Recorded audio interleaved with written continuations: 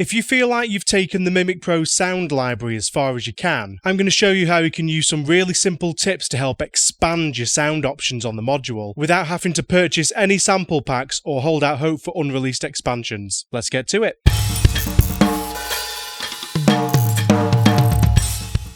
Hey, welcome back to the eDrum Workshop. I'm Luke and I hope you're having a great day. If you want to learn how to get the best out of your electronic and hybrid drums, hit that subscribe button and press the bell to be notified of any new tutorials, tips or discussions. The Pearl Mimic Pro has some of the best onboard sounds in my opinion. Amazingly detailed, multi-layered samples of loads of great snares, kick drums, toms and cymbals. Oh, and a cowbell of course. But there's many kinds of sounds that are missing from the module that other manufacturers have. Percussion sounds, electronic sounds, that kind of thing. And for a lot of people that's fine because that's what they want from this module. As close to a true acoustic replica module as you can get, that's one of the main selling points. But some of these additional instruments would be useful. On the surface, there's no snare drums without wires, there's no timbales, there's no cymbal stacks. These are all sounds that I've heard people asking for. But if you get creative with the settings, there's actually the tools inside the module to help you expand the instrument set without any additional samples or waiting for expansions. Check these out.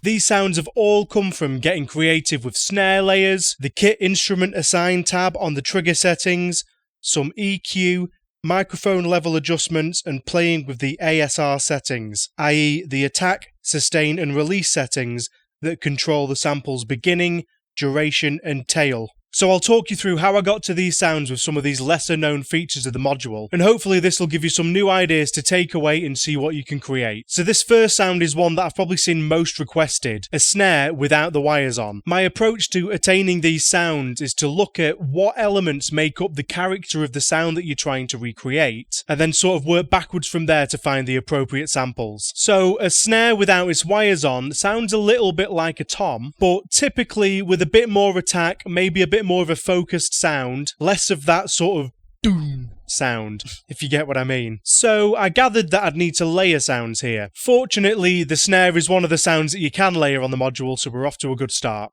I personally quite like high-tuned snares, and I wanted this sound to be open and ringy. So I had a look for snares that matched this idea. These Ludwig snares from the Slate 4 library are in the right register for me, but I want them to sing more. So I've gone into one of the, I think, lesser known settings on the module, the Kit Instrument Assign tab underneath the trigger settings, and I've swapped out the center snare sample to the edge snare sample. If you've ever played around with these settings before, you'll probably be well aware and you'll have seen this, but I don't know if everybody knows that all of these snares have the edge samples included, despite the fact that the Mimic doesn't utilize positional sensing. So if you've ever wanted your snare samples to sound more ringy and lively, putting an edge snare layer underneath the center one gives you loads of fun options for extra overtones. So here I've gone with the edge as my main sample, and I like the tuning so I've left it where it is. Now I need to remove the wires. Under the mixer, I've gone to the mic tab, and on this top layer, layer A, I've removed the direct snare bottom completely from the mix. It doesn't completely kill the snare wires because of course the snares were all recorded with the wires on, so you will get a little bit of bleed of the wire sound in the top mic and the overhead and room mics. But it'll get you very close, and it sounds a little bit more to me like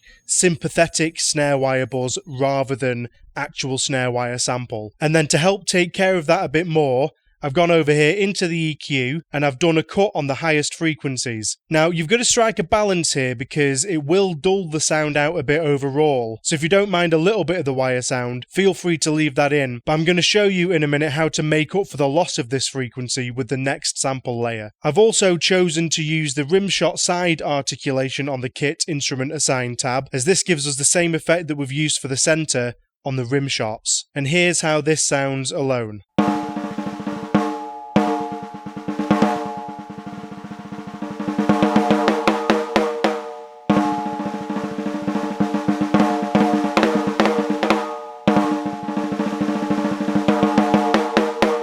The next element is getting that sort of tom-like feel. So I found the highest tuned tom I can find, the 8-inch Pearl reference tom. And then under the mixer and the mod, I've tuned this up almost as high as it will go. This adds in that missing element that I feel really sells the sound, but we do want to limit just how tommy it sounds because it won't be quite right for a snare feel. So under the mod tab, I've used the ASR settings to cut the sustain and cut some of the release as well. This way you keep that stick attack, but you stop it from ringing out for too long. That snare edge sample is singing and we don't want too many conflicting frequencies flying around to make the tuning sound weird. So this adds to the body of the sound to give us that kind of tom feel, but it stops it from just sounding like you're hitting a snare and a tom at the exact same time. It just overall glues the sound together a bit nicer. And then I've gone to the mic effects for this tom layer and gone on with the EQ, and I've boosted the top end. This is what helps offset those frequencies that we lost when we brought the high end of the snare down. Chuck in a bit of compression on each of the layers and some reverb to taste, and then this is what you get.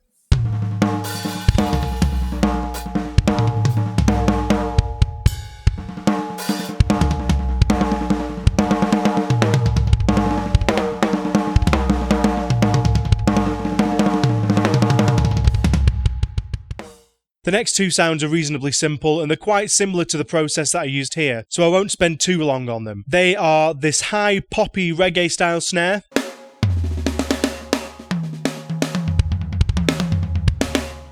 and this sort of timbali sound.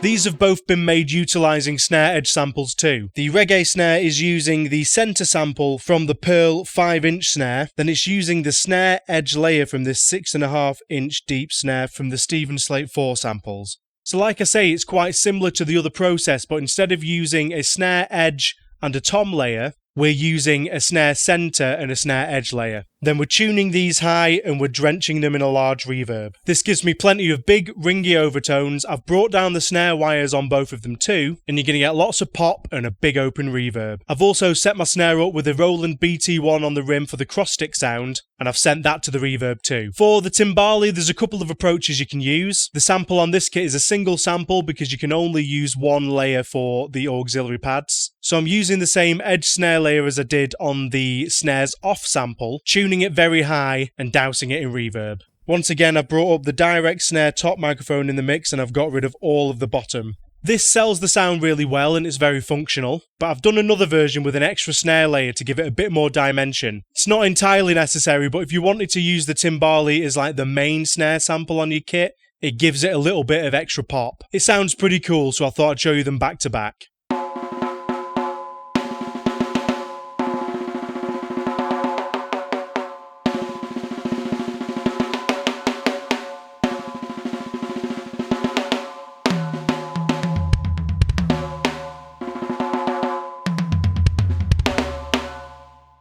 This final sound I'm going to show you is replicating a cymbal stack. For this you could get away with a nice one-shot sample, depending on how much you play it, but I'm going to show you how to make one that performs well enough with the sounds that are already in the box. So really what you're doing here is you're abusing the ASR settings on China cymbals to make them much shorter, and then you're warping the sounds with some tuning and EQ, and then if you need to, adding a little bit of reverb to soften the sounds up again. Cutting the sustain and the release on the cymbals can sound very unnatural if you don't get it right, and the reverb can help you patch that back up if you can't find the right balance. As with the other samples, I personally shy away from using the global dampening settings. It works great for some applications like layering two snares together and then removing conflicting overtones, but I feel like you need a little bit more control for this kind of sound. So the sustain will dictate how long the body of the sample holds out for before it starts to decay, and the release will control how long the sound rings out or decays for. So you can cut the sustain dramatically and only cut the release a bit to get a shorter main body but keep some ring out, or you can have it last for longer and then cut it quickly, however you feel it sounds best. For this sound, I've gone pretty short on both, and I've tuned the China up quite a bit to get it away from its original China sound to become much quicker, sharper and trashy like modern stacks tend to be. I've then gone into the EQ and I've cut the bottom end off a little bit, and I've boosted a bit here to really trash the sound up. For this particular sample, this worked well for me, but don't be afraid to just go nuts on the EQ and see what it does. And here's how it sounds.